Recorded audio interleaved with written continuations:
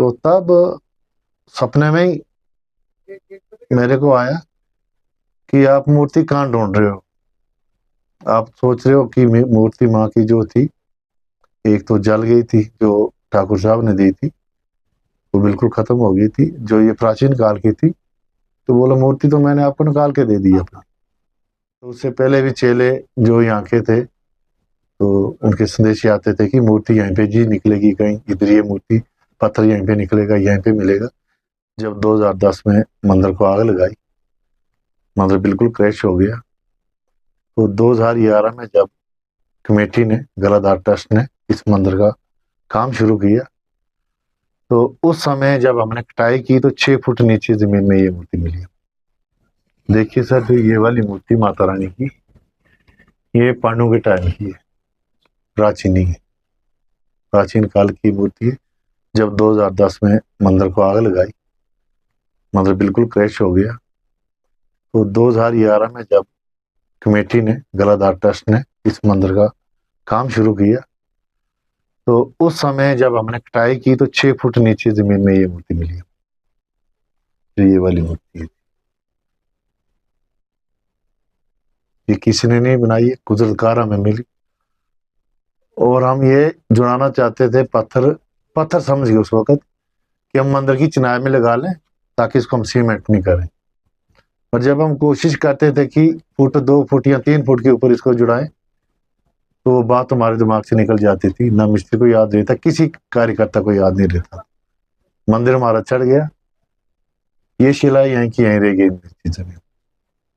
सेवा लगी, सेवा में ये हुआ कि इतना पता लगा हमें कि ये माता की मूर्ति है, जो गेटेड, मतलब जो मूर्ति क्रैश हो गई, टूट गई थी ऊपर से, तो माता रानी ने उसकी जगह पे ये हमें भेंट की है।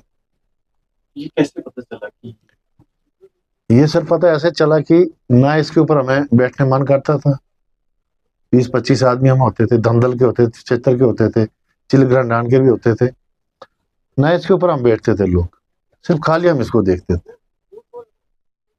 फिर आखिरकार एक दिन ऐसा हुआ कि यहाँ पे बैठे हुए थे हम, तो बातों में बात लगी जब, तो नीचे मैं टेंट में रात को बैठा हुआ था, तो तब सपने में ही मेरे को आया कि आप मूर्ति कहाँ ढूंढ रहे हो।